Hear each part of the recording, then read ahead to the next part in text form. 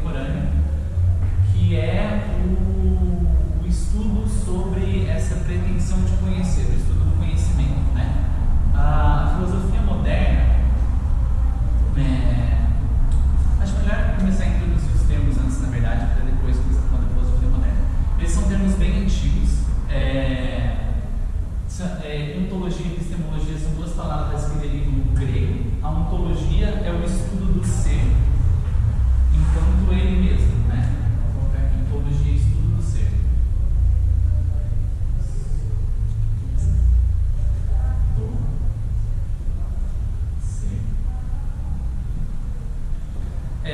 O estudo do ser enquanto ele mesmo significa você estudar um objeto, tipo, o que faz esse objeto ser esse objeto, o que faz essa caneta ser essa caneta, né?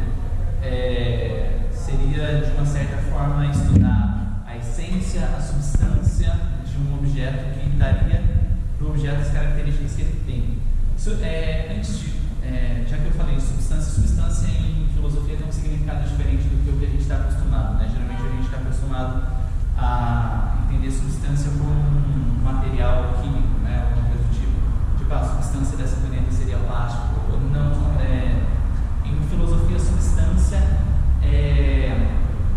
é aquilo que não pode ser dito de nada. Essa é a definição de Aristóteles de substância. É aquilo que não pode ser dito de nada, mas é aquilo sobre o qual tudo se diz. Por exemplo, a substância da caneta seria tipo o que faz ela ser a caneta. É quase um sinônimo de essência. Não é exatamente, mas dá para entender como isso. Acho que é o suficiente entender mais ou menos desse jeito, porque a gente quer estudar aqui. E epistemologia seria o estudo do que se pode conhecer. Aqui. Sim. Pode.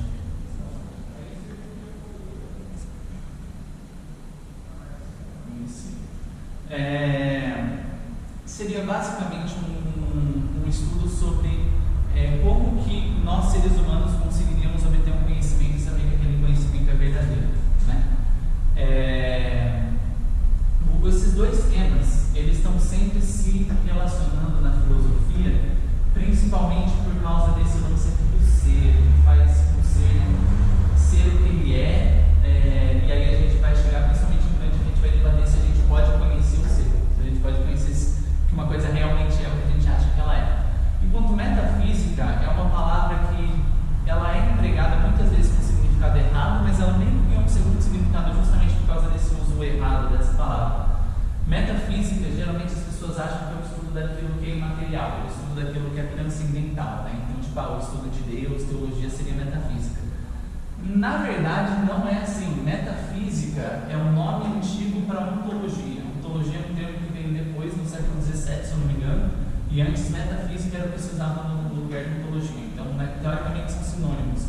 Metafísica tem esse nome por causa dos escritos de Aristóteles. Aristóteles, ele tinha vários escritos sobre várias coisas. Ele tinha escritos sobre ética, sobre política, sobre a física, né, a ciência do mundo físico, e sobre algo que ele chamou de filosofia primeira, que seria a filosofia mais essencial, a filosofia que vem antes da filosofia do mundo físico, do conhecimento do mundo físico.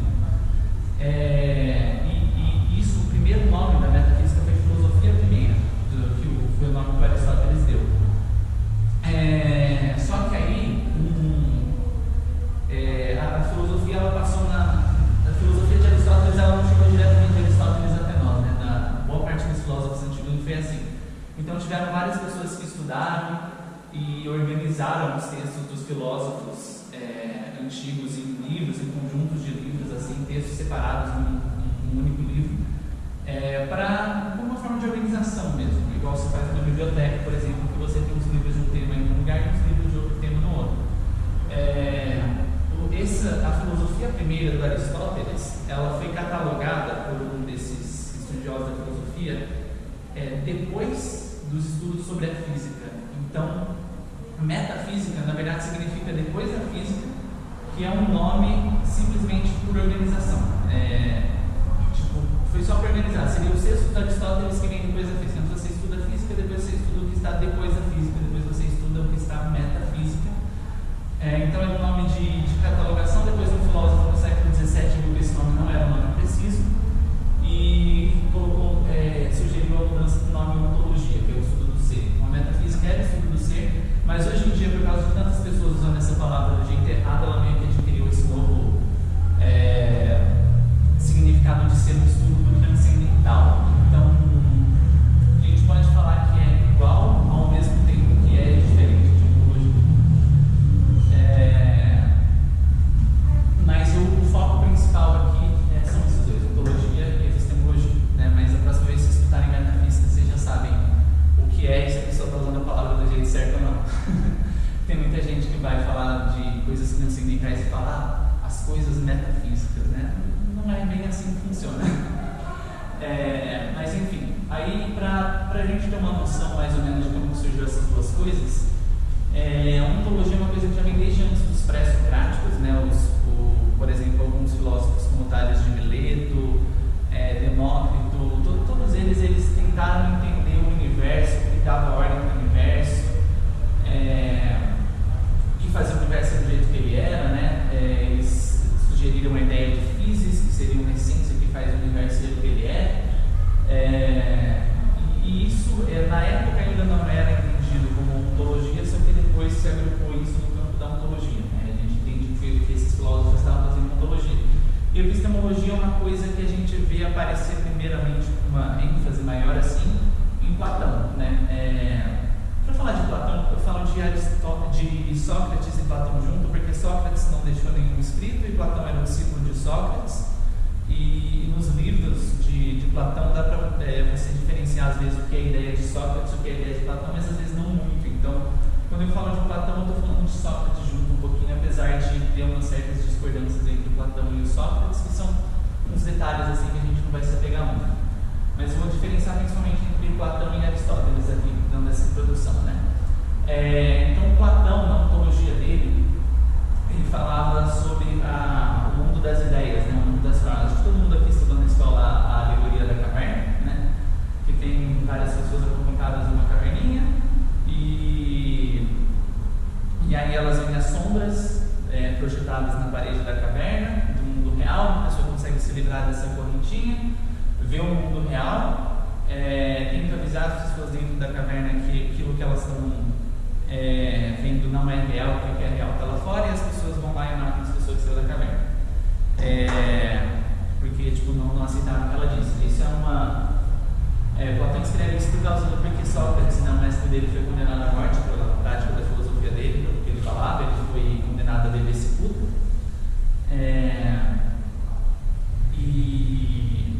Bom, enfim, e aí essa alegoria, né, uma alegoria que o Platão fala para se referir ao mundo das formas.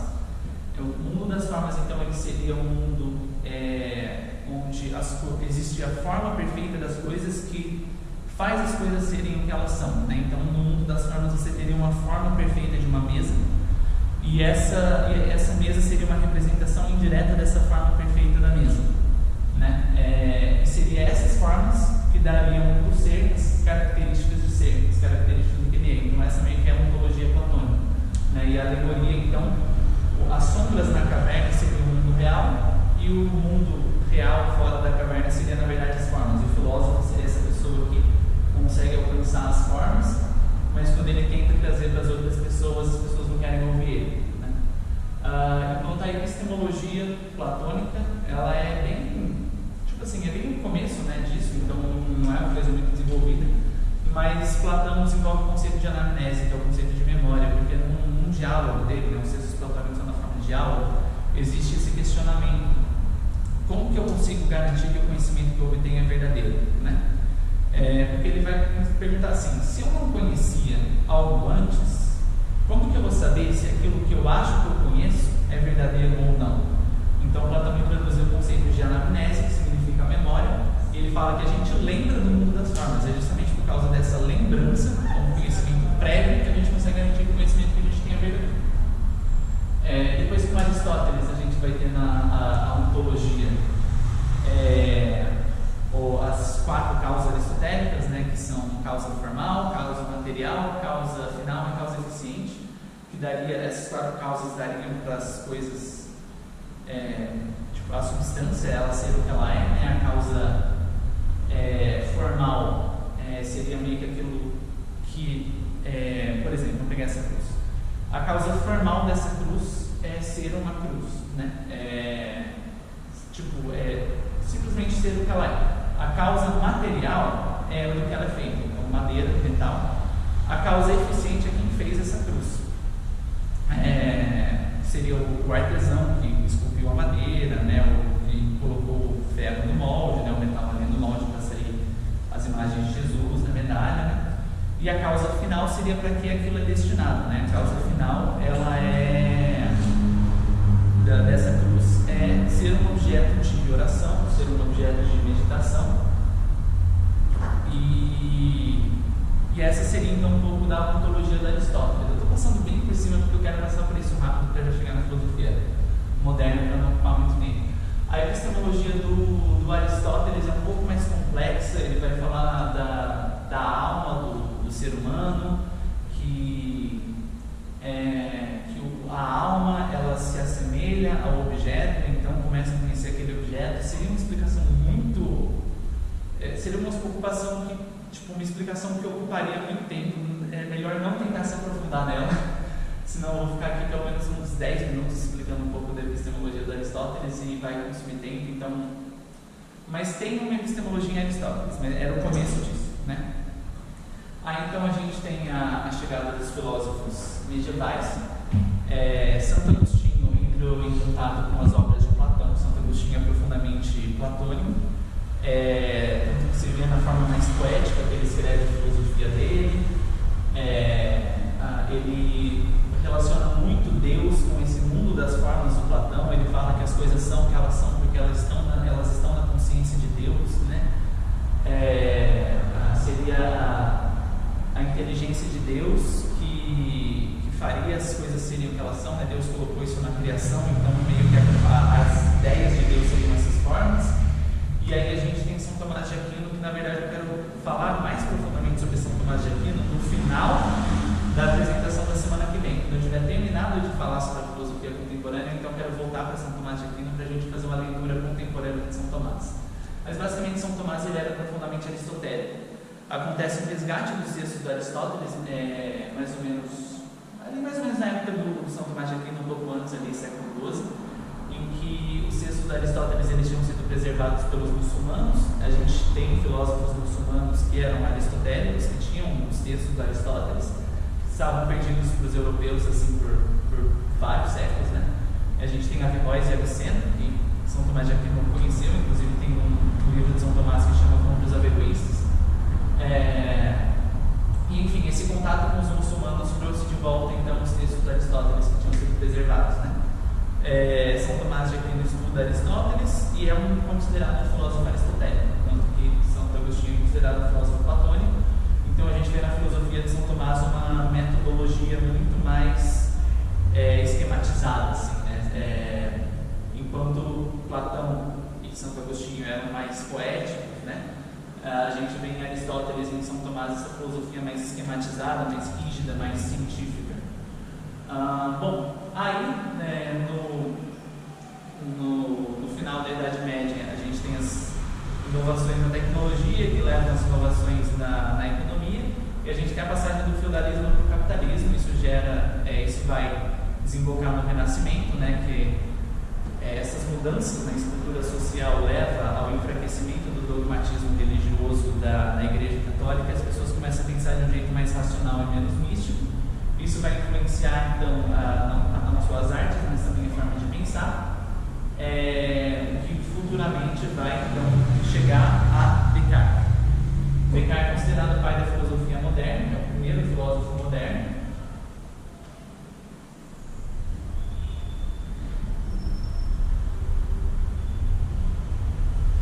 Então, é a partir dessa valorização da racionalidade humana no final do Renascimento, começo da Idade Moderna, o Descartes ele vai tentar se perguntar, então, como que a gente pode garantir um conhecimento verdadeiro, né? Ele falava, né, sobre as ciências matemáticas serem mais confiáveis do que as ciências naturais, tanto que Descartes também era matemático, que a gente fala de plano cartesiano, que a gente estuda em matemática vem de Descartes,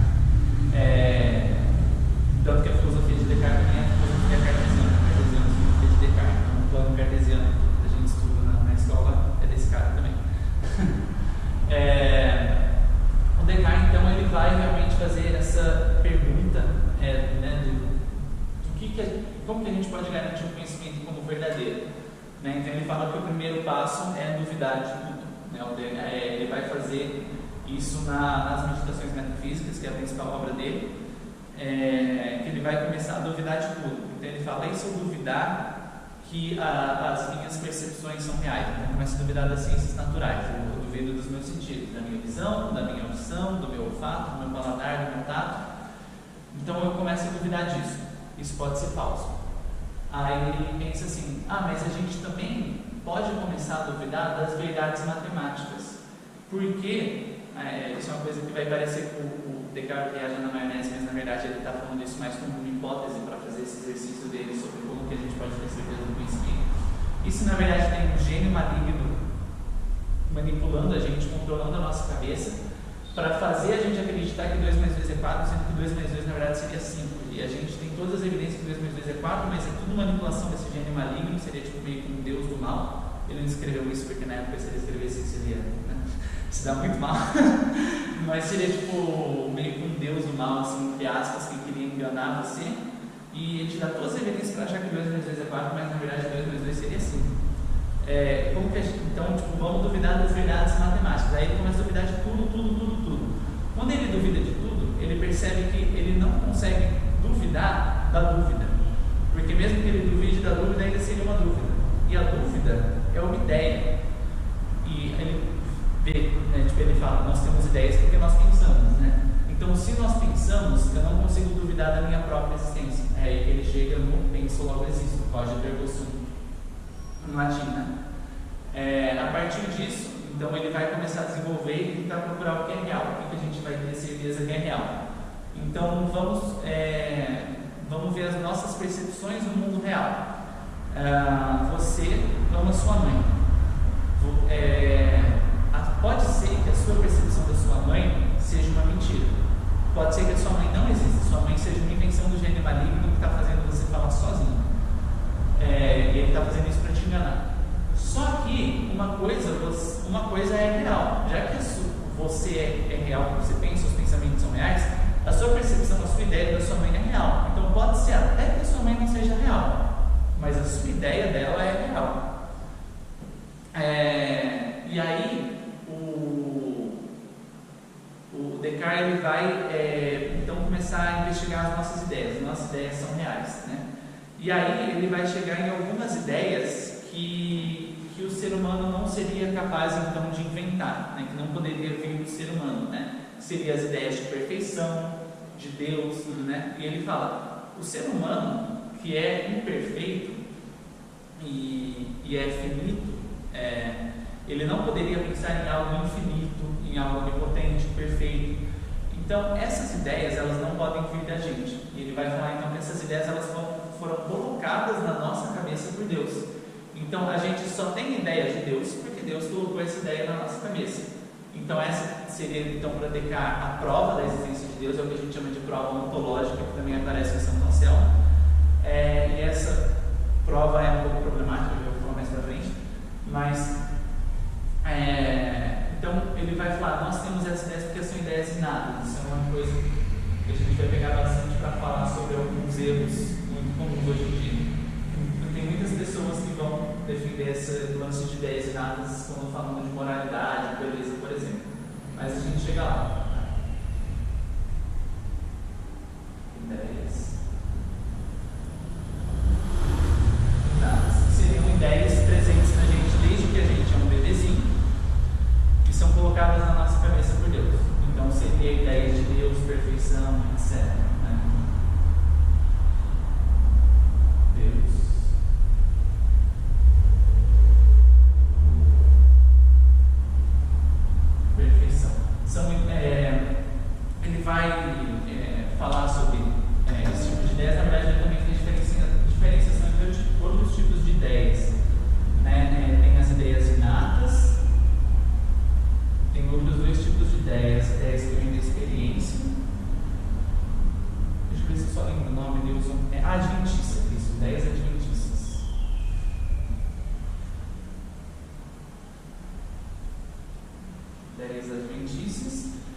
as outras ideias, deixa eu ver se tem o nome aqui.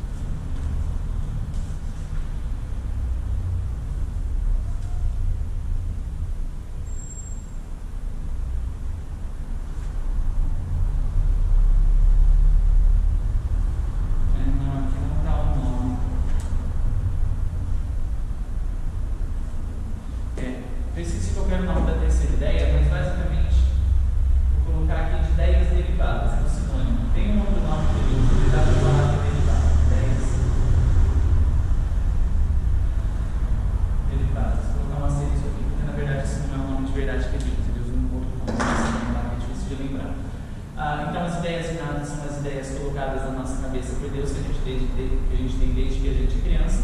As ideias adventícias, elas advêm da experiência, então são ideias que a gente adquire através da experiência. E tem as ideias derivadas, que são as ideias que vêm das outras ideias. Então a gente tem ideias inatas, ideias adventícias, né? Então, experiência do mundo, ideia colocada na nossa cabeça por Deus. E aí as ideias que são feitas a partir do raciocínio sobre essas outras ideias, tipo o pensamento sobre a experiência sensível, seriam essas ideias derivadas, né? Então são esses três tipos de ideias. Como Descartes percebe que não tem como o ser humano inventar Deus, inventar a perfeição, porque não seria da capacidade do raciocínio humano pensar em alguma coisa que ele que é maior que ele, né? Um ser imperfeito e finito pensar em algo infinito e perfeito seria uma incapacidade do intelecto humano. E como ele não pode perceber isso no mundo, como Deus e a perfeição não podem ser percebidas no mundo, ele vai falar então que essas ideias só podem estar na nossa cabeça desde que a gente é criança por Deus, né? Colocados por Deus. Bom, ele continua nas meditações metafísicas, ele chega nessa prova da existência de Deus. Ele até faz uma alegoria para explicar mais ou menos como isso funciona, que ele pega a panela, né? E a panela, ela só consegue esquentar porque tem um fogo embaixo dela que é mais quente que a panela. Então a nossa ideia de Deus é a panela, e ela só poderia, né, essa ideia de Deus só poderia vir se tivesse algo maior em grau de realidade que Deus que gerasse essa ideia. Maior em grau de realidade que a ideia de Deus que gerasse essa ideia, que só poderia ser Deus. Deus seria o fogo que esquenta a panela, né?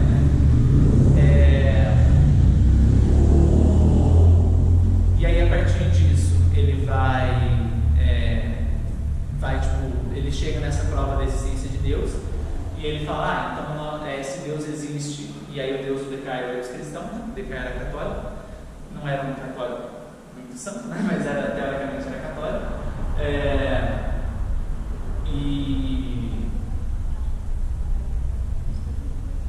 onde eu estava? Me perdi.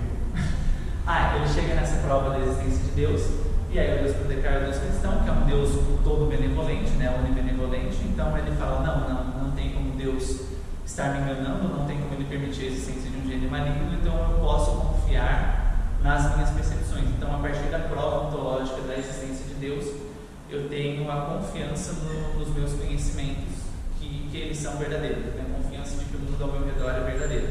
Então conhecimento seria derivado da prova da existência de Deus para Descartes. Mas por que a prova ontológica da existência de Deus é um problema? Porque a gente, ela é considerada um argumento circular, porque a gente tem Deus e a ideia de Deus. Aí, Descartes vai falar, a gente só tem ideia de Deus porque Deus colocou ela na nossa cabeça, justamente por causa daquilo que a gente falou sobre as ideias inatas. Então, ter a ideia de Deus leva a provar que Deus existe. E por que Deus existe é justamente o motivo do porquê eu tenho a ideia de Deus. Então, por que eu tenho a ideia de Deus? Porque Deus existe. Por que eu sei que Deus existe? Porque eu tenho a ideia de Deus.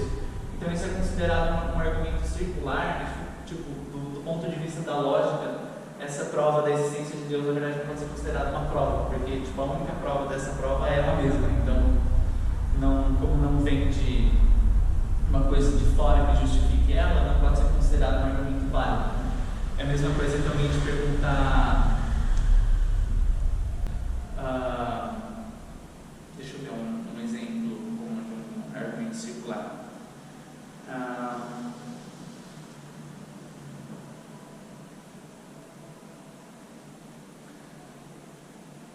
Seria basicamente tipo assim, por exemplo, por que você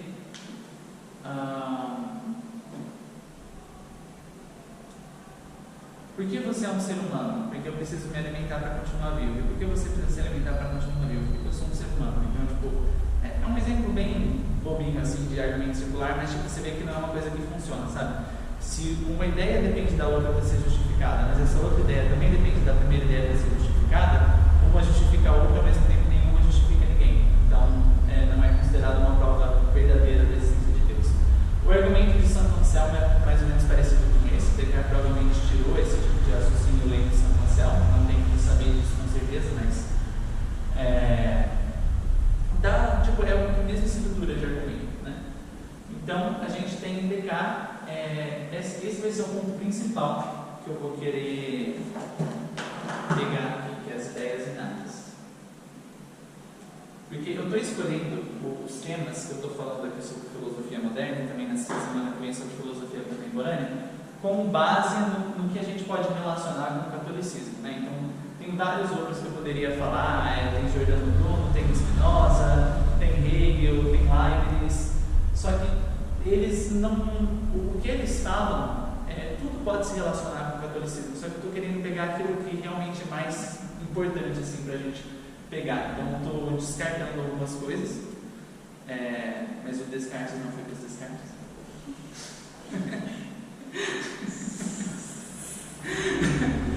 Estou descartando alguns filósofos para tentar pegar aquilo que é mais essencial.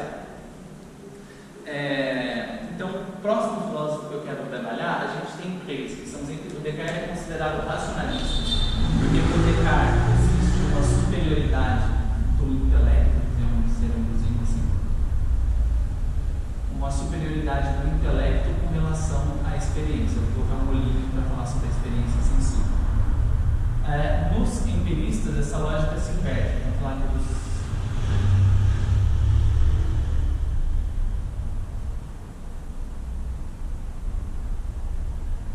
empiristas, existe uma prevalência da experiência em cima da razão, enquanto que esse aqui são os racionalistas.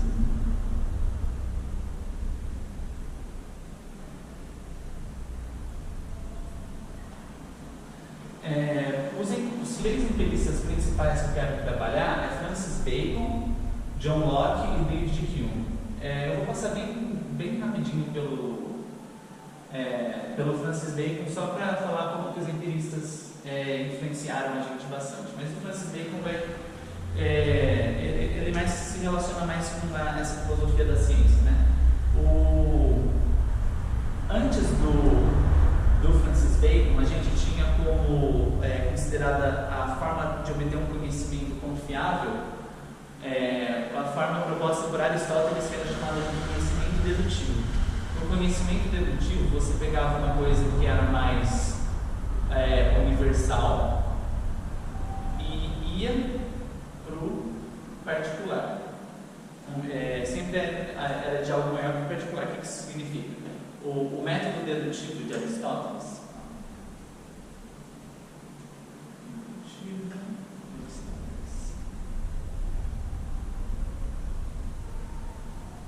fala que para a gente obter um conhecimento verdadeiro, a gente tem que ir sempre do universal para o particular, daquilo que é maior para o menor. A gente não pode conhecer o universal a partir do particular, mas dá para conhecer o particular a partir do universal. Como assim?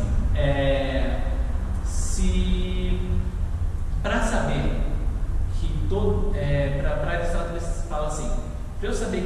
pássaros têm asas, não basta eu olhar para 1, 2 ou 3 pássaros, ver que eles têm asas, então todos os pássaros têm asas. Eu estaria do particular e do universal. Mas eu poderia saber que um pássaro tem asas a partir do conhecimento universal de que todos os pássaros têm asas. Ah, é um conhecimento universal de que todos os pássaros têm asas? Ah, então se eu encontrar um pássaro particular na rua, esse pássaro vai ter asas. Esse conhecimento dedutivo de Aristóteles, ele era muito bom para geometria, né, para coisas que não dependiam da experiência sensível. Então, a gente tinha as leis da geometria, todo triângulo tem 3 lados, a soma dos ângulos internos dos triângulos é 180 graus e tudo mais. Então, se eu tiver um triângulo particular do triângulo, ele vai ter 3 lados e a soma dos ângulos internos vai ser 180 graus e tudo mais. Servia para ciências geométricas e matemáticas muito bem. Só que na época ali do início do capitalismo, né, também teve uma revolução da ciência, né, que como eu falei, teve um enfraquecimento do dogmatismo na cabeça do povo, né, que era muito comum na Idade Média, que as pessoas, né, obedeciam bastante aquilo que a Igreja Católica falava e tinha sempre um misticismo presente nas explicações, né, a doença por permissão de Deus e tudo mais. Tem o enfraquecimento disso, a valorização da razão. Isso vai então fazer meio que um avanço nas ciências. E aí o Francis Bacon, ele se dá conta de que não dá para a gente ter esse tipo de método dedutivo, do universal para o particular, nas ciências naturais, né, nas ciências empíricas. Porque como que eu vou chegar ao conhecimento que todos os pássaros têm asas? De onde eu vou tirar isso? Eu só vou chegar nesse conhecimento investigando os particulares. Então, no método indutivo de Bacon,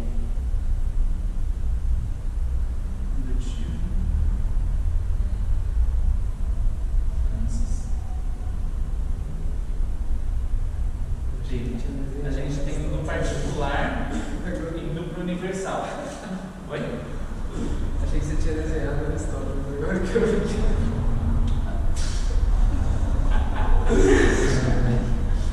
Só faltou as pernas no Brasil. Calma aí que eu escrevi errado aqui.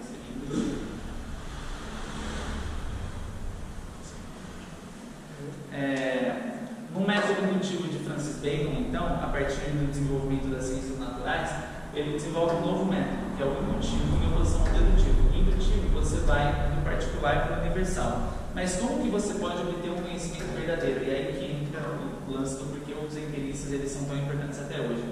O método indutivo do Francis Bacon é justamente o método que ele formulou e que a ciência usa até hoje. É um método que você observa os particulares. A partir desses particulares, você faz hipóteses, a partir dessa observação dos particulares. Então, você tenta falsear essas hipóteses, você faz experimentos. E se você não consegue falsear aquela hipótese, então ela se transforma num conhecimento. Só que esse conhecimento ele nunca vai ser realmente garantido, né? Eu posso fazer observação de que todos os pássaros que eu vejo têm asas, então eu faço a hipótese de que todos os pássaros têm asas. Eu vou tentar falsear essa hipótese o máximo possível, então eu vou procurar por pássaros que não têm asas, aí eu vou nas florestas, mas não encontro pássaro que não tem asas. Então eu chego no conhecimento de que não, então dá pra gente chegar no conhecimento de que todos os pássaros têm asas. Mas o método indutivo, assim como a ciência hoje em dia, não é 100% garantido. Em qualquer momento alguém pode encontrar um pássaro que não tem asa. E aí esse conhecimento é derrubado. É por isso que hoje nas ciências a gente chama as coisas de teoria, né? Teoria do Big Bang, teoria da relatividade, teoria das cordas. Porque por mais que seja um conhecimento, né? Porque antes era uma hipótese, era hipótese das cordas, hipótese do Big Bang, hipótese da relatividade. Por mais que existam essas hipóteses, por mais que essas hipóteses foram testadas, não conseguiram ser falseadas, se transformaram em teorias, teoricamente um conhecimento verdadeiro, elas podem ser derrubadas a qualquer momento. Igual, por exemplo, algumas pessoas começaram a ver algumas fotos que o James Webb tirou, que de acordo com a teoria do Big Bang era para estar de um jeito, só que a foto na verdade está de outro.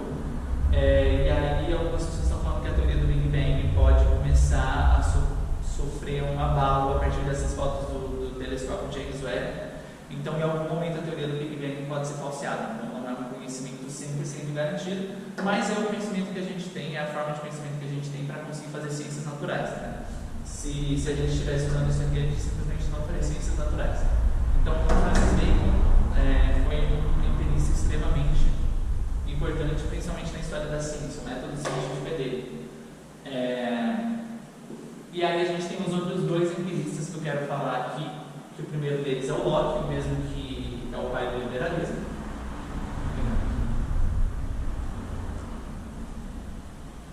Locke e o David Hume.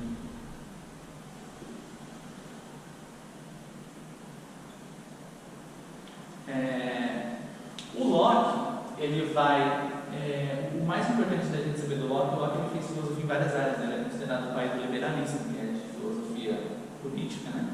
Mas o que a gente quer saber do Locke é o que ele fala sobre as ideias inatas, porque o Locke vai olhar para o Descartes falando sobre ideias inatas e ele vai pensar assim, isso não faz muito sentido, porque se ele fala que a nossa ideia de Deus é inata, a nossa ideia de moralidade é inata, também teria de Deus e tudo mais, todos nós teríamos que concordar com essa ideia. Se as ideias são inatas, então elas deveriam ser iguais em todos nós. É como se você tem o mesmo modelo de celular e você coloca o mesmo software em todos os celulares. O mesmo software vai funcionar do mesmo jeito em todos os celulares. O Locke não usa essa analogia, né? Porque não é da época dele. Mas dá para entender mais ou menos dessa forma. Se as ideias de Deus e moral fossem inatas, todos nós teríamos que concordar com elas, né? Só que a gente vê que a gente não concorda. Se eu perguntar para vocês, olha, deixa eu perguntar para vocês, não é para vocês responderem em voz alta ainda. Tenta formular uma resposta na cabeça de vocês sobre o que é Deus. Tenta formular uma resposta, o que é Deus? O que você acha que é Deus?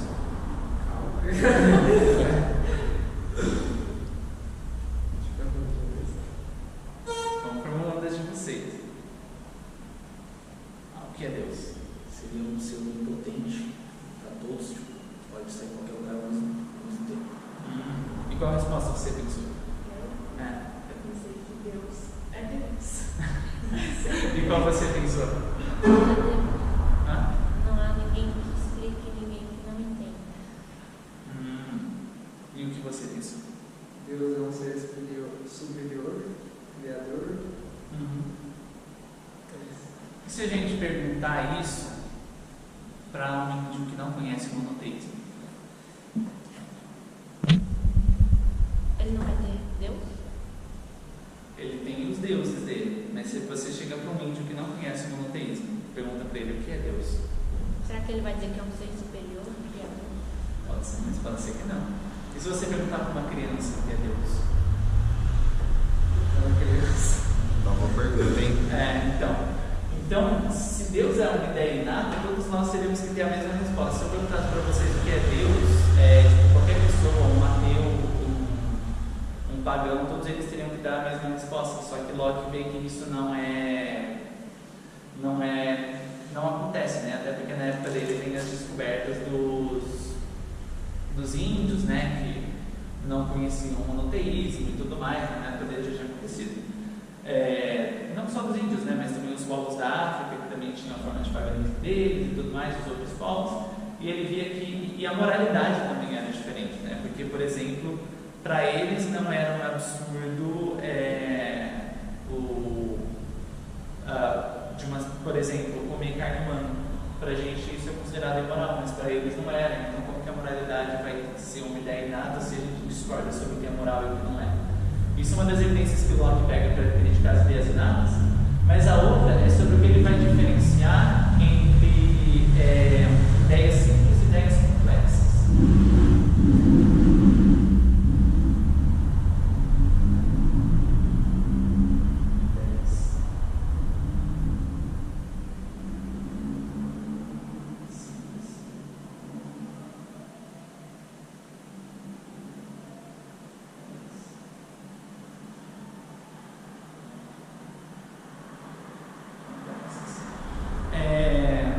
Empirista, né?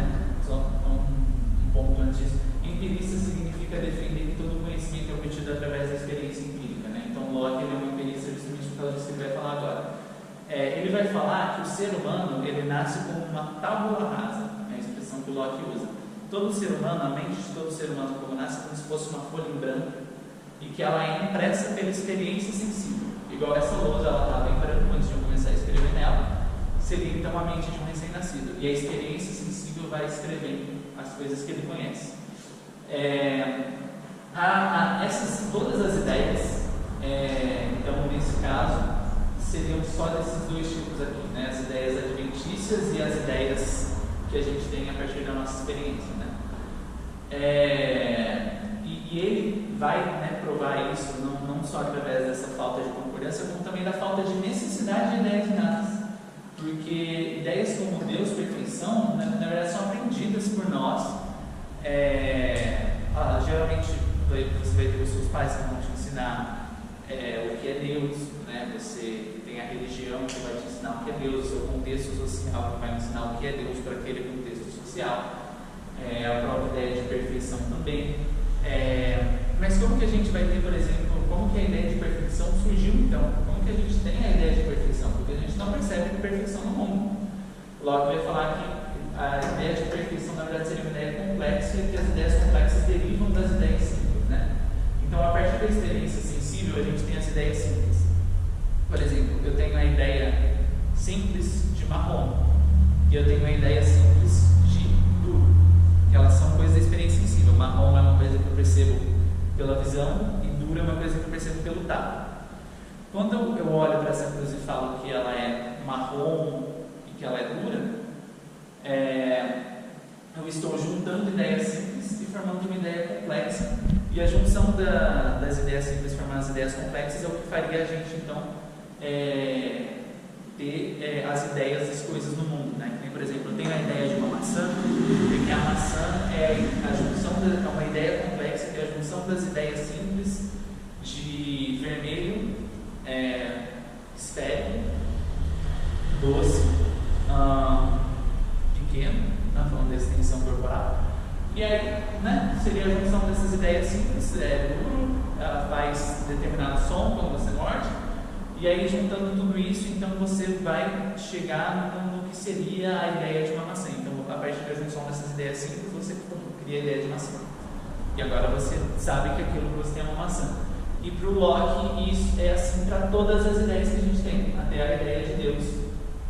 Seria também uma ideia complexa que vem a partir das nossas experiências, do que é passado para a gente, do que é ensinado para a gente. Essa refutação de Locke, as ideias inatas, ela é bem forte, assim, principalmente quando ele pega. Deixa eu até pegar um resuminho que eu tinha aqui, porque ele explica melhor.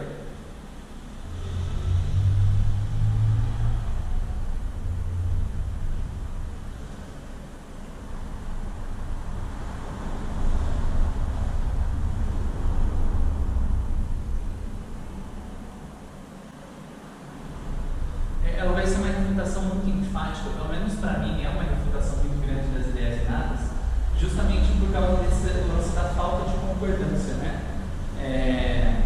Que ele pega as diferentes culturas, né, e vê como que essas supostas ideias inatas não concordam, então não tem como você falar que aquela ideia é inata.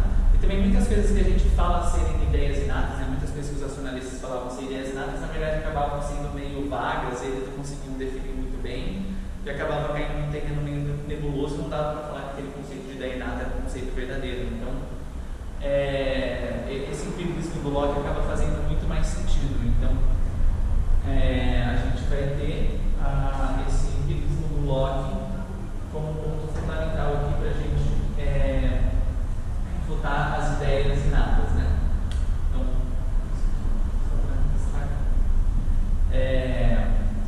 só que, né, a partir disso, ele vai falar que o conhecimento que a gente obtém a partir da experiência sensível é confiável, né? Ele não vai realmente, tipo, pegar e falar por que é confiável, né? Mas, tipo, seria o hábito, assim, né? Tipo, ele não vai se aprofundar muito, por isso, né? Não vai se aprofundar muito do como que a gente pode confiar. Simplesmente a partir da nossa experiência. A gente vai tendo nossa experiência e obtendo nosso conhecimento. O Hume é o cara que ele vai se diferenciar. O Hume é o primeiro filósofo declaradamente ateu que tem. Antes do Hume, poderia até ter tido filósofos ateus, mas muitos deles não admitiam. O Hume vai ser o primeiro que entrou para a história da filosofia declaradamente ateu. O Hume, ele vai até criticar esse lance do hábito. Ele não criticar, mas falar que não é confiável. O Hume, ele é considerado um empirista absoluto, se eu não me engano. Eu não sei se o termo está correto, mas basicamente o significado é o mesmo. Um empirista radical, isso, é um empirista radical. O Hume, ele vai falar que até esse conhecimento que a gente obtém a partir da nossa experiência sensível não é garantido, e que é tudo uma questão de hábito. Até o lance o nosso conhecimento sobre causa e efeito, que toda causa, tudo tem um efeito e tudo é efeito de alguma causa. Até esse conhecimento não é 100% confiável. O Hume, ele vai falar assim, olha, todos os dias a gente vê o sol nascendo no oeste e se pondo a oeste. E ontem foi assim, e antes de ontem foi assim. Mas qual garantia eu tenho que amanhã vai ser assim?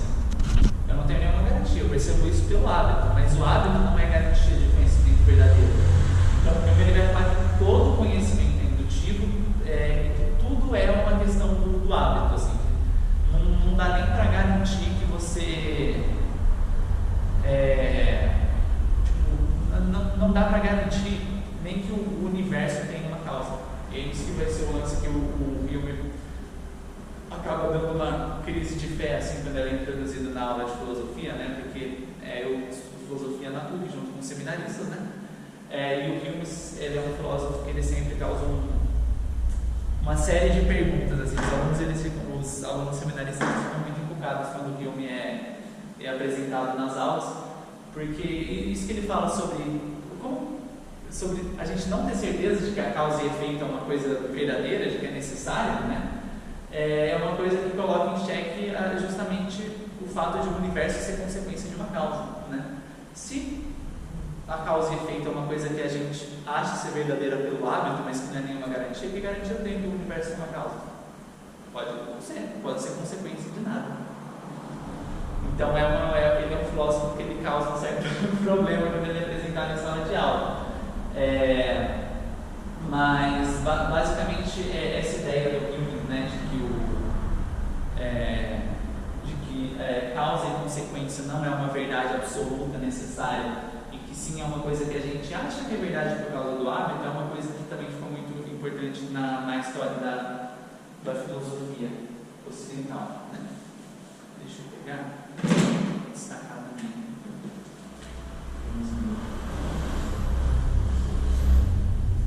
Pode polemizar?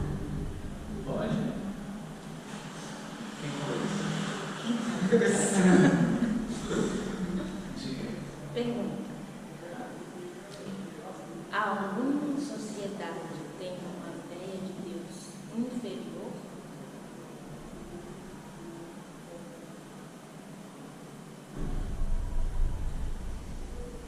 Boa pergunta.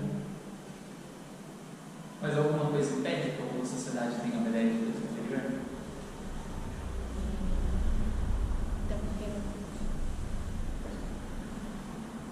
Porque geralmente os deuses eles vêm do pensamento mitológico, né? Que é uma tentativa de atribuir as causas aos fenômenos do mundo que nós não compreendemos, né? Ainda vem do hábito de que tudo tem uma causa, né? E a partir desse hábito de que tudo tem uma causa, os povos antigos tentavam encontrar uma causa para os trovões, para o nascer e para o pôr do sol. Então eles falavam que aquilo era coisa dos deuses, né? Então teoricamente era uma força maior que eles não conseguiam impedir o trovão, a chuva, o nascer e o pôr do sol. Então eles acabavam achando que era superior a eles, mas... Então existe alguma coisa superior ao ser humano?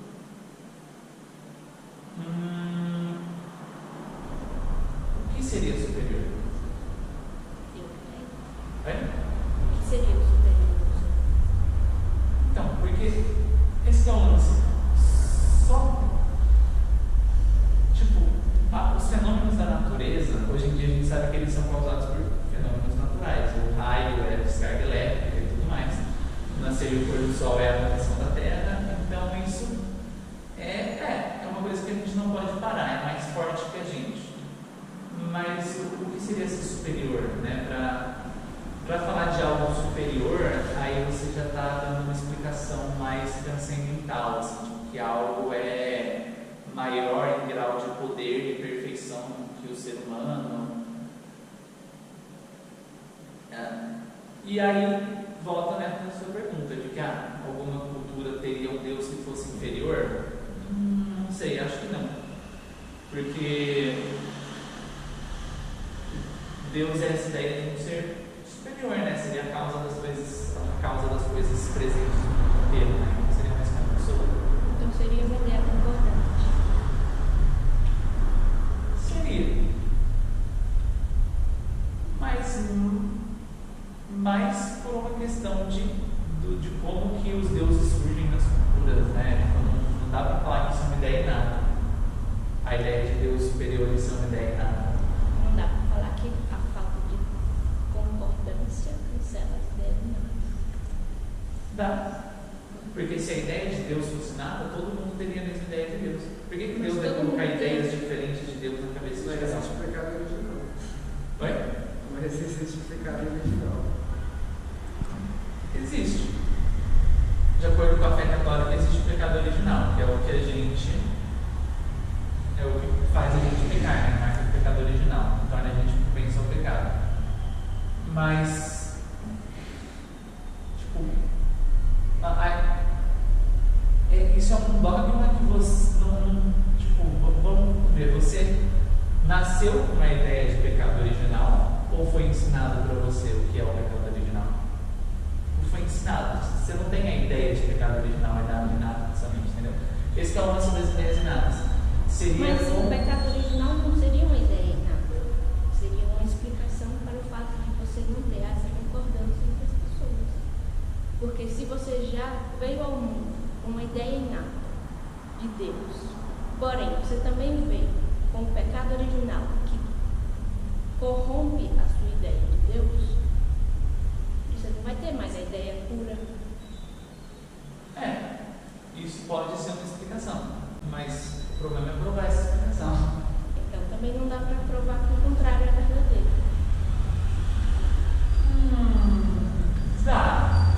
Dá, porque de uma certa forma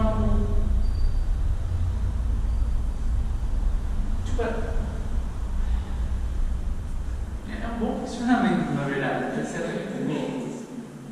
mas não dá para defender as ideias inatas com base no pecado original. O pecado original é um dogma de fé, está presente em uma fé, que é a fé cristã. Falar que essa é a defesa das ideias inatas, filosoficamente falando, a filosofia não teria que aderir a uma religião, e a filosofia ela é mais racional, ela não adere à religião. Então você não pode falar que isso é uma explicação para defender as ideias inatas, né? As ideias inatas continuam filosoficamente refutadas.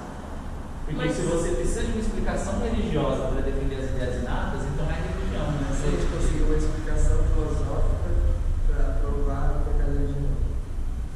Boa sorte. Mas se você já tem, digamos que todos os seres humanos têm um fator erro dentro deles, eles podem chegar à verdade? Mas o que é erro? Nesse caso? Seria o fato de você ir atrás de uma verdade e não conseguir.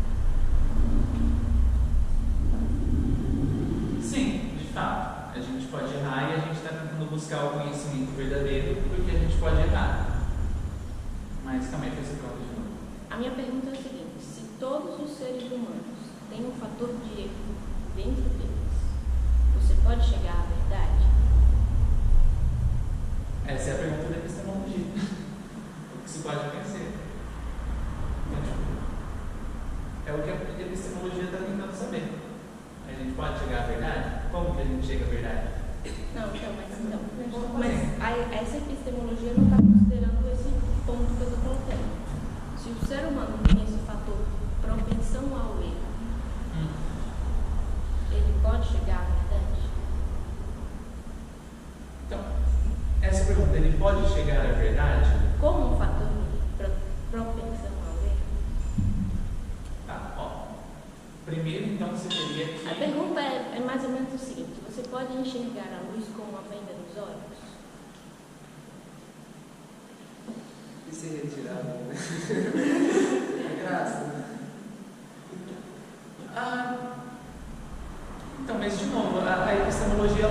querendo descobrir se a gente tem uma venda nos olhos ou não. Então, tipo, a pergunta que você está fazendo é a pergunta epistemológica, que é o que a gente está fazendo. No final, sobrou mais alguém vai responder. Você vai responder se a gente está com a venda Então, nos olhos? Ou você também não vai chegar nessa resposta? Uma boa pergunta. Quando a gente chegar em Wittgenstein, a gente vai lá, quando a gente chegar lá em filosofia contemporânea, chega em Wittgenstein, aí que a gente vai abalar até a própria epistemologia. Mas, calma, vamos por partes. Aqui a gente tem então Hume.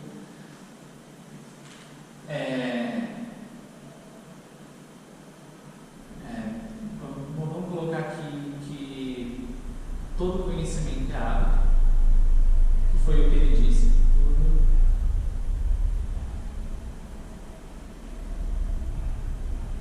Conhecimento é hábito.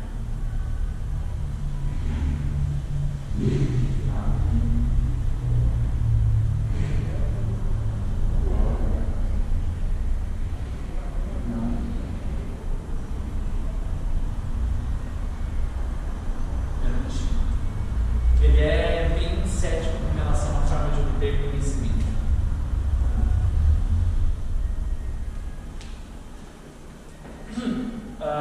Bom, agora que a gente passou pelos empiristas, eu queria chegar no último filósofo que eu queria conversar com vocês, que é o Kant. Depois a gente volta nessa pergunta que eu também fiquei interessado por essa discussão. Vamos terminar isso antes. Bom, a epistemologia do Kant é justamente o que ela vai bater de frente com a ontologia, vocês já vão entender, né? Então, a principal obra do Kant que a gente vai estudar com relação a esse tema aqui, do tema epistemológico, é a crítica da razão pura, né? Essa é a principal obra do Kant quando a gente fala disso. Ele também tem a crítica da razão prática, só que essa ele vai falar mais sobre moralidade e tudo mais. Também sobre a crítica dos juízos estéticos, que ele vai falar mais sobre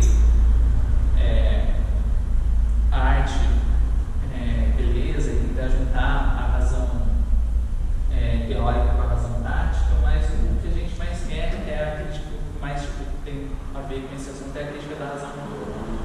Primeiro das 3 críticas dele. Bom, aí o Kant, na crítica da razão pura, ele vai defender, eu vou até usar um guiazinho, porque o Kant é um filósofo bem complexo. O Kant era o filósofo mais estudado no mundo há quase 100 anos, por causa da complexidade dos textos que ele escreveu. Então, você vê que ele é meio osso assim de falar, só que ainda assim vou me arriscar a falar sobre ele, porque eu acho que tem a ver com o que a gente está querendo fazer. Tem uma coisa. Não, a minha é só para colocar. Se todo conhecimento é hábito, esse conhecimento é um hábito? Isso é uma coisa que as pessoas pegam para refutar o Hume. Elas perguntam, esse conhecimento é um hábito? O próprio Olavo de Carvalho, na verdade, quando critica o Hume, ele faz essa pergunta. Ele fala, se todo conhecimento é um hábito, esse conhecimento de todo conhecimento é um hábito, é igual quando a pessoa fala, toda verdade é subjetiva, mas essa verdade é uma verdade objetiva ou subjetiva? Porque se não existem verdades objetivas, essa então teria que ser uma verdade objetiva, então existiria uma verdade objetiva e tudo mais. Então é uma contradição que o Hume cai. Realmente é um dos pontos que pegam para criticar ele. Mas aqui eu estou tentando mais chegar na forma de pensar da Idade Moderna.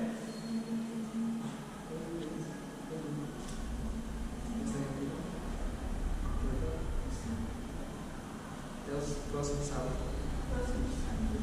Tchau, até mais. Então, o que eu ia falar é como você se refere ao Kant. Sim. Não é bom que você fale, é bom que você cante. É igual quando vai falar sobre Augusto Comte, né? O professor fala, a aula de hoje, chega e fala, a aula de hoje é sobre Augusto Comte. Conte mais, por favor. Mas enfim, o Kant, ele vai observar toda essa discussão. O Kant está por dentro dessa discussão e ele vai tomar o lado dos empiristas para começar de uma certa forma, mas o Kant ele é considerado um racionalista. E a gente já vai entender por quê, né?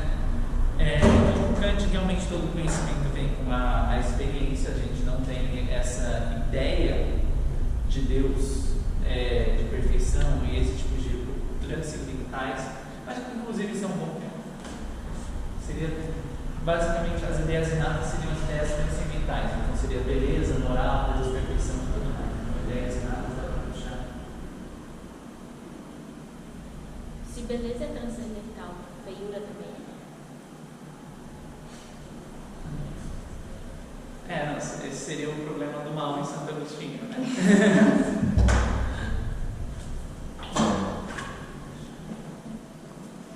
Porque o problema de Santo Agostinho no mal é Deus criou o mal. Não, o mal na verdade é a ausência do bem. Deus só criou o bem, então na figura seria a ausência do bem.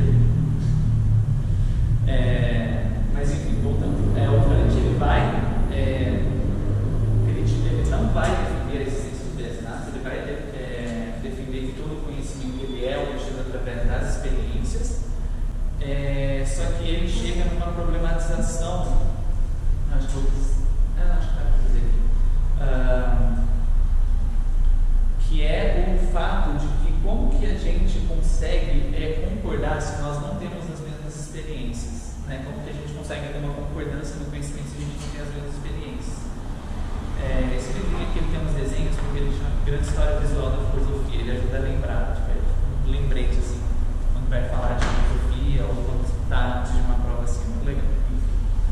E ele vai falar que a causa dessa concordância são coisas que a gente já seriam as categorias do entendimento que seriam inatas a nós. É isso que faz o Kant ser considerado um racionalista, apesar de defender que o conhecimento vem da experiência.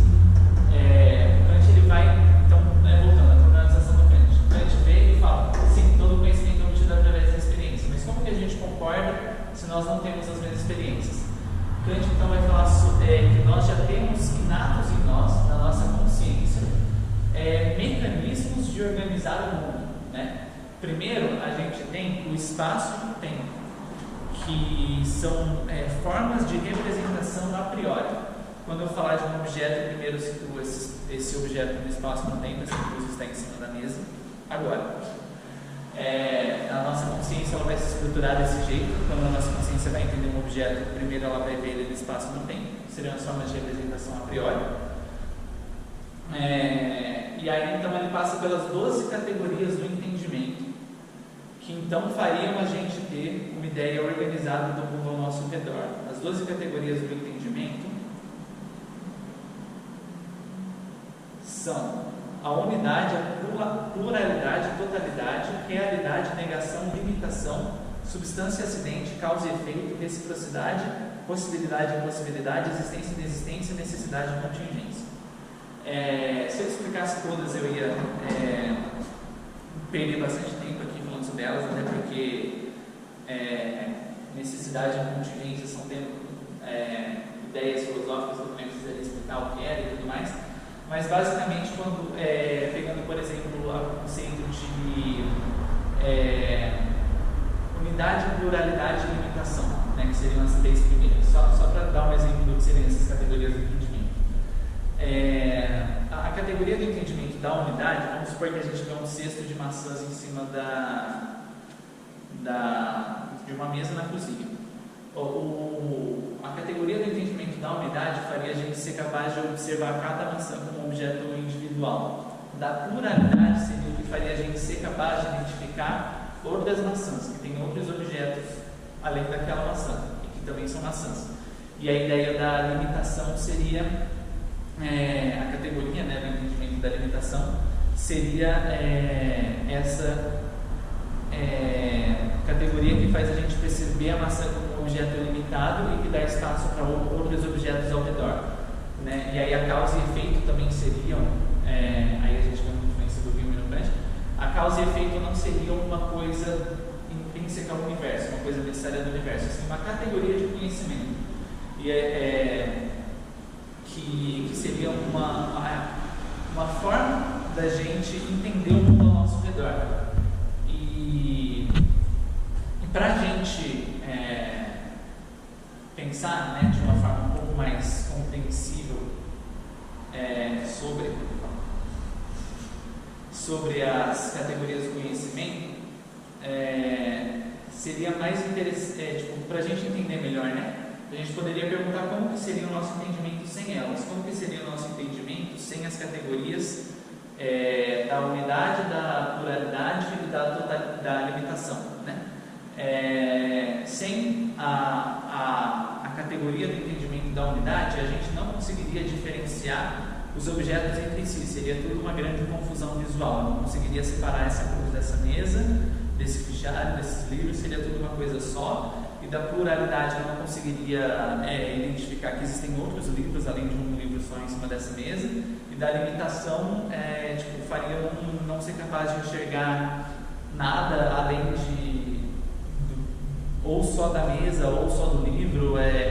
Você vê que todas elas se relacionam e não teria como a gente organizar o mundo ao nosso redor se a gente não tivesse essas categorias do entendimento já impressas, inatas em nós desde o nosso nascimento. Ele fala que isso é uma coisa inata no ser humano, que é o que vai caracterizar o Kant como racionalista, apesar de ele ainda estar defendendo que o conhecimento é obtido através da experiência sensível, né? Então, a partir desse, e aí a gente pode voltar um pouco para a segunda venda, que o Kant dá o exemplo dos óculos vermelhos. Mas enfim, a partir das formas de representação a priori, que é o espaço e o tempo, das 12 categorias do entendimento, a nossa ideia do mundo. Acabou a câmera? Acabou a bateria da câmera? Foi o armazenamento. Oi? Foi a memória. Então, beleza, continuando. Então, a partir... Se acabou a memória da câmera, que a gente não Vai. Tá acabando. Gente, é o último que eu quero falar. Não, mas eu não entendi. Então, existem ideias inatas. São as ações do conhecimento. É caracterizar o Kant como racionalista, porque ele fala que as formas de representação a priori e as categorias de entendimento são dadas. Mas você disse que não existe. Não, mas aí eu vou pegar depois, eu vou pegar logo para tudo nas aulas, né? Não, depois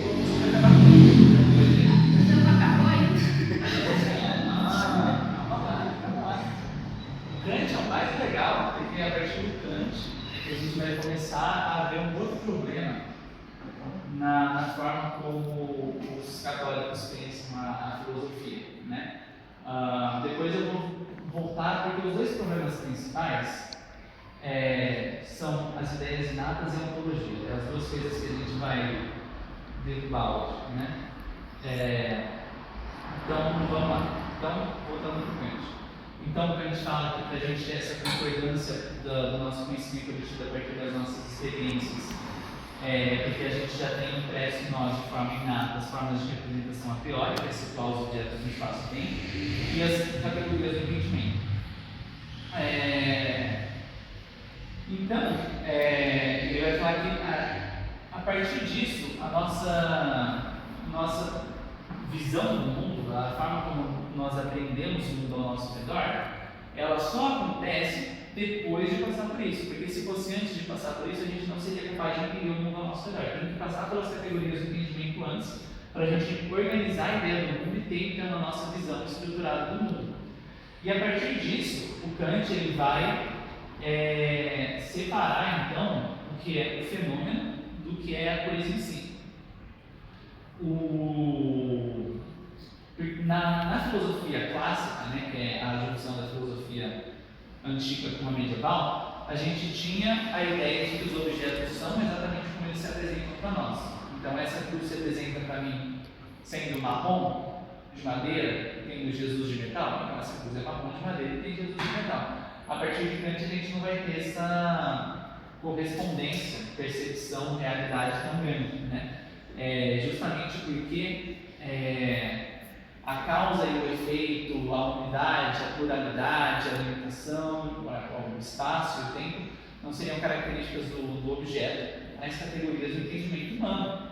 Então, esse objeto ele não estaria organizado de acordo com essas categorias de entendimento, porque as categorias de entendimento estariam só na nossa cabeça. Então, a partir daí, ele diferencia o fenômeno da coisa em si. O fenômeno ele está condicionado a ser entendido a partir dessas categorias de causa, efeito, espaço, tempo, unidade, etc. Enquanto que a coisa em si, ela não está condicionada para essas categorias do entendimento, porque essas categorias do entendimento estão só na nossa cabeça. Então, a coisa em si, ela, a partir daí existe um rompimento dessa correspondência garantida entre a coisa em si e a minha percepção dela. Porque a minha percepção dela tem que passar por esses grupos antes, senão eu não consigo organizar o mundo ao meu redor. E aí que entra o conhecimento. Se tem essa cisão, né, da coisa em si com o meu entendimento dela, então como que eu vou garantir que o meu conhecimento do mundo é real, né? E aí que tem a alegoria aqui dos óculos vermelhos. Se eu coloco um óculos vermelho, tudo que eu vou ver vai ser vermelho. Mas eu não vou ter como diferenciar a cor real dos objetos. Se você coloca uma maçã vermelha e uma maçã verde, para mim as duas maçãs vão ser vermelhas por causa desse óculos que eu estou usando. As categorias do entendimento seriam como se fosse esse óculos. Não tem como eu saber como essas coisas são enquanto eu não tirar essas categorias do conhecimento. Só que a gente não consegue tirar essas categorias do entendimento da gente porque elas são inatas a nós. Então a gente não consegue ver como é a coisa em si fora das categorias de causa e efeito, espaço, tempo, porque elas estão inatas a mim. Então eu não consigo. Oi? Mas elas são inatas? Pro Kant, sim. São? Eu não sei, estou aqui explicando o pensamento de filósofo. Mas então, a partir dessa cisão, eu já não tenho mais a garantia de que a minha percepção de um objeto equivale a como o objeto é de verdade. Eu percebo a maçã como sendo verde, a maçã como sendo vermelha e o limão como sendo verde, mas eu não tenho como ver as cores reais da maçã e do limão, porque eu estou vendo a partir dessa limitação de cores que eu tenho da minha percepção, e a partir da minha percepção eles são assim, mas não tem como saber quais seriam as cores reais da maçã e do limão. Se eles tivessem cores diferentes, eu não conseguiria ver. Da mesma forma que com óculos vermelho eu vejo tudo vermelho, eu teria que antes tirar o óculos para ver se a minha ideia das coisas, de que tudo é vermelho, é real. Aí, para saber como as coisas são na realidade, como são as coisas em si, eu teria que tirar essas categorias de entendimento que a gente não consegue. Então, não tem como a gente garantir que a coisa em si corresponde ao fenômeno. E aí, isso é uma coisa que é interessante no Kant. Porque, primeiro, um grande debate filosófico do século XIX foi o que significava espaço e tempo no Kant, né? Porque o Kant ele fala que o espaço e o tempo são irreais, né? E o que isso significa? No começo da crítica da razão pura, ele faz uma distinção entre juízos a priori, a posteriori, sintético e analítico. O juízo a priori seria um juízo que eu consigo afirmar sem a necessidade da experiência sensível. O juízo a posteriori é o que precisa da experiência sensível, seria o juízo empírico, né, um sinônimo. O juízo sintético é um juízo que não adiciona conhecimento, e o juízo analítico é um juízo que adiciona conhecimento. Será que existe o sintético e o analítico? Eu acho que não, mas acho que sim.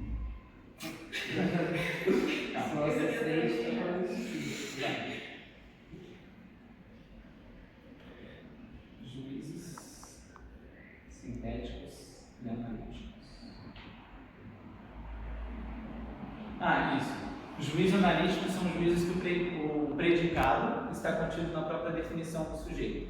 Então ele não adiciona conhecimento. Enquanto que os juízos sintéticos são os que o predicado adiciona conhecimento ao sujeito.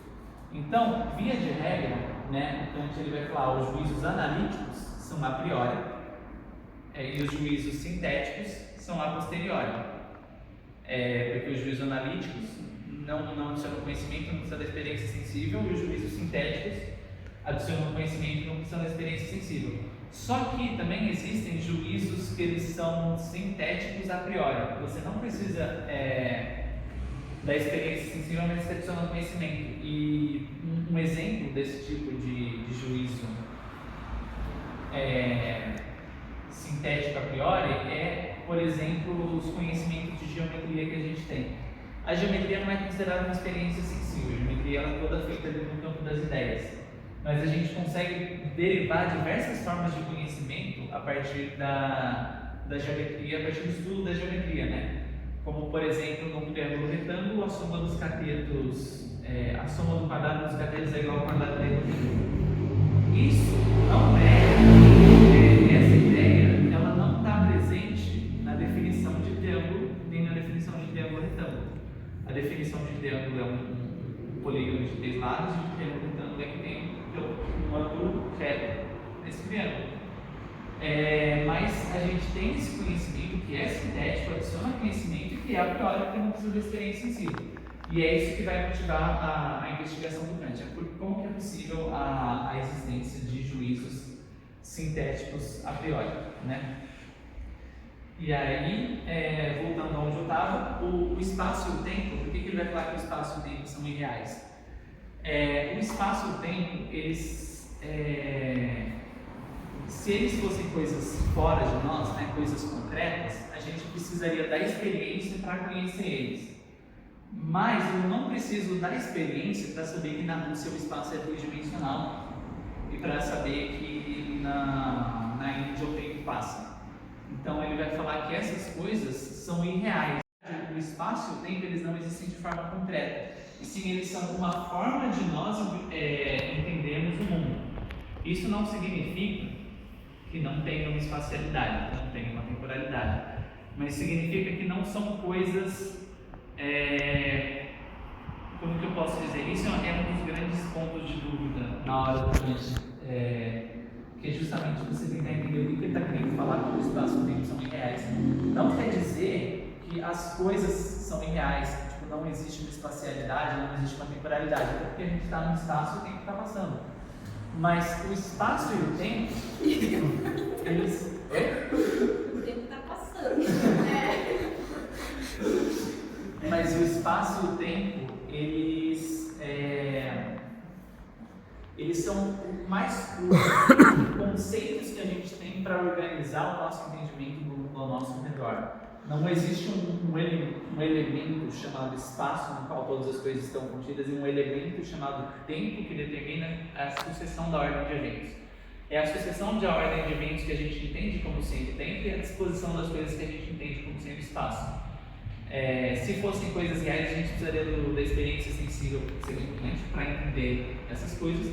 Então eu precisaria ir para a Rússia para ver se o espaço não seria realmente tridimensional, e eu teria que ir para a Índia para saber se o tempo realmente passa na Índia ou se está todo mundo congelado lá. Mas não é pelo ar, conhecimento induzível. Você experiencia o espaço aqui, logo você assume que ele é universal. O Hume falaria isso para o Kant. Para o Kant não. Por que não? Para o Kant não. Para o Kant o espaço e o tempo são a priori, então eles são irreais. Eles são formas de entendimento humano, são inatos, igual às categorias de entendimento. Os espaços e o tempo não são categorias de entendimento, tá? O espaço e o tempo são formas de representação a priori, e aí depois que entram as 12 categorias de entendimento. Olha, tem uma imagem aqui exemplificando. Você vai explicar as duas categorias? Eu explico. Ó, uma imagenzinha aqui legal que exemplifica, olha, objeto, coisa em si. Aí primeiro tem esse quadradinho que significa o espaço e o tempo. Aí tem a pessoinha com a marquinha na cabeça, a marquinha são as 12 categorias de entendimento. Oi? Não dá para ver. Vai, calma aí, passar pra cá. Ó, a coisa em si. Aí aqui seria o espaço e tempo, que seria uma forma de representação a priori.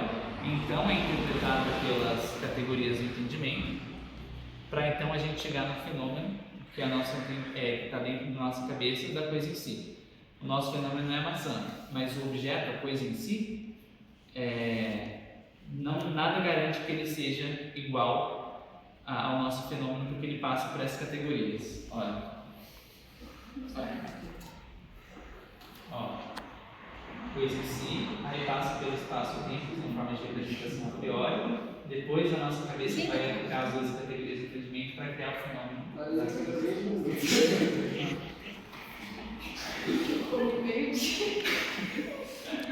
Vai, então vamos lá. Porque quando chegar no catolicismo vai ser legal, porque vai ser polêmico. Catolicismo? Calma, vai. Não, eu vou terminar de explicar o ponto. Então, a partir disso, justamente porque todas as coisas que a gente entende estão contidas dentro do espaço e do tempo, porque são a nossa forma de representar o mundo, não tem como nós produzirmos conhecimento sobre coisas que estão fora do espaço e do tempo. Então, não tem como a gente conhecer a coisa em si, que é o que está fora, por exemplo, a coisa em si dessa cruz está fora do espaço e do tempo, está fora das duas categorias de entendimento, então não tem como conhecer essa coisa em si. Mas outra coisa que também está fora do espaço e do tempo são os transcendentais. E é aí que a gente vai chegar no grande problema de quem quer fazer filosofia católica, cristã, achando que está produzindo conhecimento. Né? Mas, pera. O conhecimento, ele está contido no espaço e no tempo? Não. Então ele é transcendental. Não, o conhecimento não. Então, por essa forma, assim, o conhecimento é dentro da nossa cabeça. Ele passa pela forma de representação a priori do espaço e do tempo. Então, o conhecimento das coisas por essa perspectiva, ele tem características espaço-temporais. Onde e quando está o conhecimento? Calma, como assim? Qual é o espaço do tempo do conhecimento? Você obtém um conhecimento depois da experiência sensível e ele... Mas não é só isso, entendeu? É porque o lance aqui a gente tem que dividir o que é a sua consciência do seu corpo. O seu corpo, ele teoricamente, está fora do espaço e do tempo. Porque O corpo está fora do espaço? Sim, porque o espaço e o tempo estão na nossa cabeça, eles são formas de representação a priori, eles são irreais. Então, o espaço e o tempo são a forma que a nossa consciência tem de entender o mundo. Então, as coisas em si, fora da nossa consciência, elas estão fora do espaço e do tempo. Isso é importante. Então, os espaços simples são ideias inatas. Sim, de uma certa forma. Todas as comunidades concordam. Oi? Todas as comunidades concordam que é o espaço e o tempo. Sim, só que nem todo mundo vai concordar que o espaço e o tempo são irreais. Não, porque não Eles é são verdade. formas de representação a priori. Porque Ninguém concorda com isso, só o Kant concorda. Então. Mas vai, ó. Não, mas se são inatas, Como é que o Locke fala que não existem ideias inatas? Ele considera que o espaço e o tempo não são inatos. Porque tem Não, porque o Locke, ele não. Ele ignorou que existe espaço e tempo.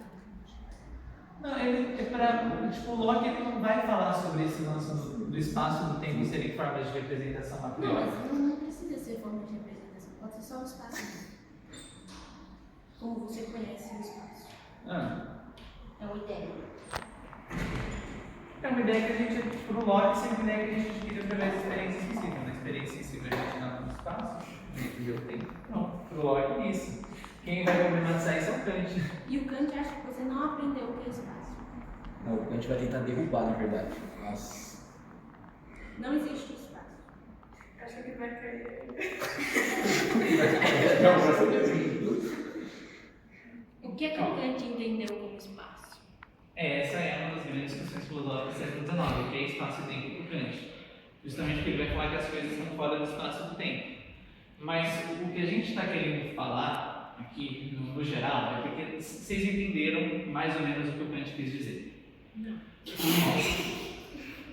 Vai, é difícil, mas ó, o espaço e o tempo. Por que você não desenhou? Eu preciso desenhar. Vai. Vai fazer o mesmo desenho do livro. Ó, você tem a coisinha aqui, ó. Uma fumacinha. Coisinha aqui. Aí, ela vai chegar até a nossa cabecinha.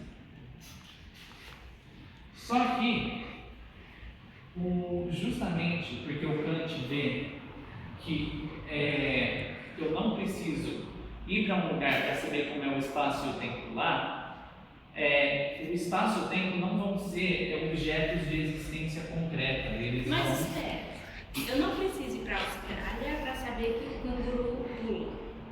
Então o canguru também é real? Não, alguém precisou ir. Isso é uma experiência. É uma Mas experiência então, e se que alguém alguém vive. precisou ir para a Rússia para ver aqui o espaço tridimensional lá? Não, porque eles são. Professor Icaro, por favor, tenha misericórdia, tem que ir embora 10h30. Vai, vamos adiantar. É porque tem uma aluna de 10. É que a cabeça dela, professor, tá explodindo. Ah, mas tem informação, não é isso. Mais nada. Vai, ó.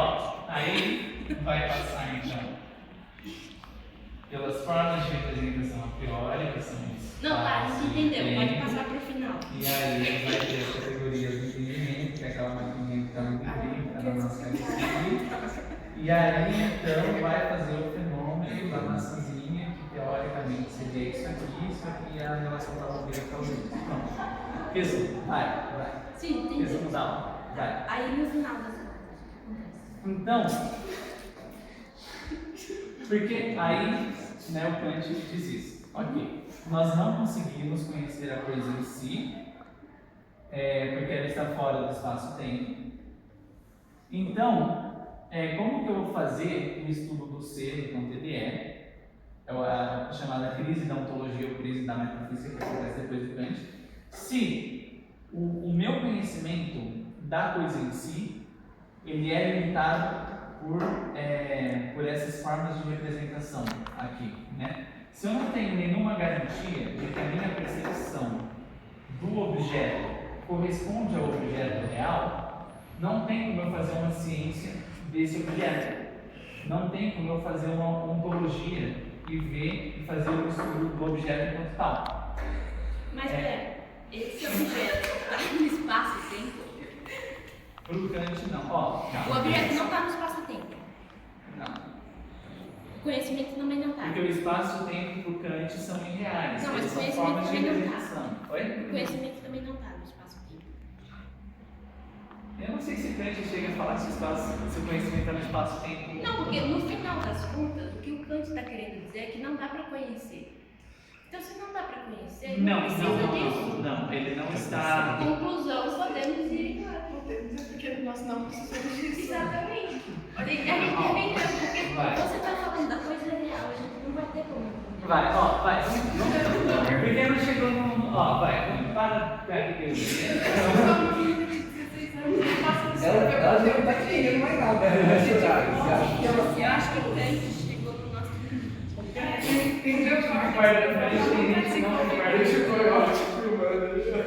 Ó, vai. Então pronto. A partir disso você tem essa crise de ontologia, mas se a gente não consegue conhecer nada que está fora do espaço do tempo, a gente também não consegue fazer metafísica nesse sentido de ciência do transcendental. Então, duas coisas que a gente pode relacionar na filosofia moderna com o catolicismo a partir dessas ideias. Vocês podem debater essas ideias quando vocês quiserem, mas essas são as ideias da filosofia moderna. Duas coisas que a gente pode concluir, então, agora indo para o catolicismo, é que não tem ideias dadas e que nós não conseguimos conhecer o que está fora do espaço do tempo. E nós não conseguimos fazer o estudo do ser enquanto ele é e chegar às essências dos objetos. Então, a partir disso, quando existe uma... Agora chega a parte mais polêmica, quando a gente vai relacionar com o catolicismo. Mas eu vou tentar fazer rapidinho, porque senão não presta. Não é que o meu córtex pré-frontal não está totalmente desenvolvido ainda. Ó, basicamente, se a gente não consegue conhecer aquilo que está fora do espaço do tempo, então quando uma pessoa vai tentar fazer teologia, uma filosofia dos transcendentais, igual o Santo Agostinho e o São Tomás de Aquino tentam fazer, eles estão extrapolando as capacidades de conhecimento do ser humano.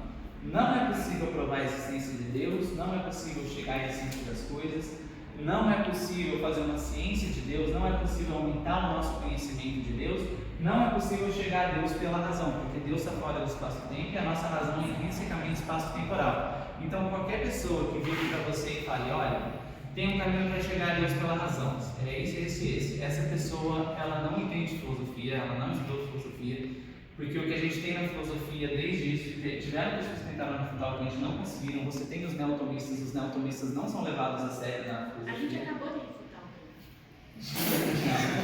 Não, você fez perguntas, mas eu tenho certeza que outras pessoas fizeram essas perguntas e dá para chegar em outras respostas, vai. Porque a filosofia se desenvolveu depois do tempo. Então, qualquer pessoa que vire e fale, que você consegue chegar a Deus através da razão, porque outras pessoas chegaram a Deus através da razão, Aristóteles chegou no primeiro lugar em Roma, essa pessoa não conhece a filosofia moderna e contemporânea, ela não estudou devidamente a filosofia moderna e contemporânea, porque a gente tem na filosofia, de uma forma que não foi refutada até hoje, que não é possível chegar a Deus pela razão. E é justamente por isso que Deus encarnou. Porque se a gente conseguisse chegar a Deus pela razão, por que Jesus ia precisar se fazer espaço temporal e vir falar pra gente o que é certo e o que é errado? Ué, se a gente conseguir chegar a Deus pela razão, a gente ia chegar na prova da existência de Deus pensando, e aí se a gente tivesse as ideias inatas transcendentais, então a gente ia conseguir saber o que é o bem e o que é o mal pensando, o que é o belo e o que é o mal pensando. E aí, Deus não precisa se encarnar, né? Então, Tem a parte do sacrifício. A parte do sacrifício é outra, mas por que Deus ficou ensinando? Então, mas aí os padres não precisariam estudar filosofia. Oi? Por quê? Como assim? Por que os padres não precisariam estudar filosofia? Porque Deus revelou tudo. Não, mas esse que é o lance. Deus, ele precisa se revelar porque a gente não pode chegar nele através da razão. Esse que é o Não lance. pode chegar nele sem ele.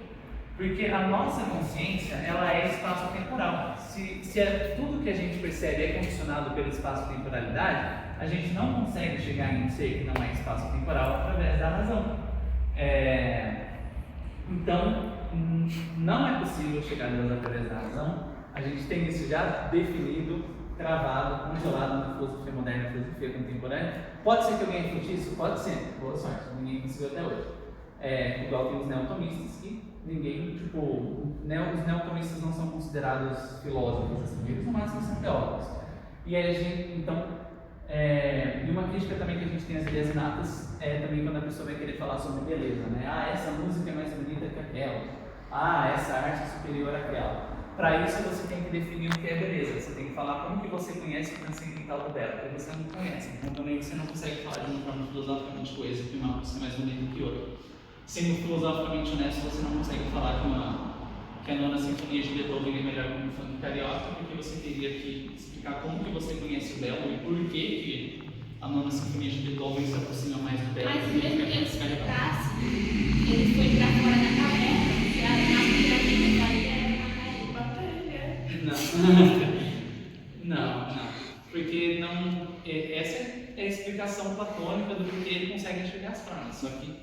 Então, mas é uma pessoa Tá, que é então, verdade. mas vamos ver a explicação dele. Vamos ver a pessoa que fala que você chega a Deus pela razão. Vamos ver a explicação que ele dá, não vai ser boa, entendeu? Quinta série do governo. Mas você está falando da existência de Deus? Os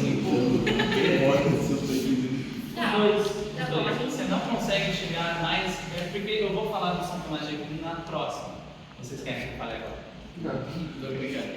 Eu vou falar do São Tomás de Aquino na próxima, mas o São Tomás de Aquino, ele tem as 5 vias para provar a existência de Deus. Nenhuma Não, das mas 5 isso é vias. da próxima aula. A aula que eu acabou. Então, basicamente, essas são as duas refutações que a gente tem. Não é possível chegar a Deus pela razão, conhecer a Deus pela razão, porque justamente Deus precisou revelar, falar pra gente o que é bom e o que não é, porque não tem como a gente chegar nisso pela razão. Porque se a gente tivesse como chegar nisso, Jesus não precisaria ter ensinado nada, ele só precisaria ter vindo sacrificado e pronto. Mas eu acho que desde a época de Abraão já se sabia disso.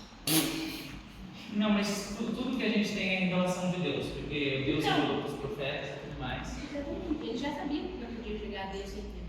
Então, mas é esse o negócio. E aí, hoje em dia, você tem pessoas que tentam falar, como São Tomás de Aquino, que você chega a Deus pela razão. Você não chega a Deus pela razão, você não consegue conhecer as características de Deus pela razão. Então, não adianta. Não consegue, porque você tem que provar como que você está chegando a não ser uma resposta separada. Tá. E, então vai. As duas coisas que a gente refutou hoje. Não existem ideias inatas, então Deus não é uma ideia nata, a moralidade não é uma ideia inata, e não é possível chegar a Deus pela razão, não é possível fazer metafísica, teologia, essas coisas, porque isso extrapola as capacidades do conhecimento humano. É isso que a filosofia moderna ajuda a gente a compreender do catolicismo.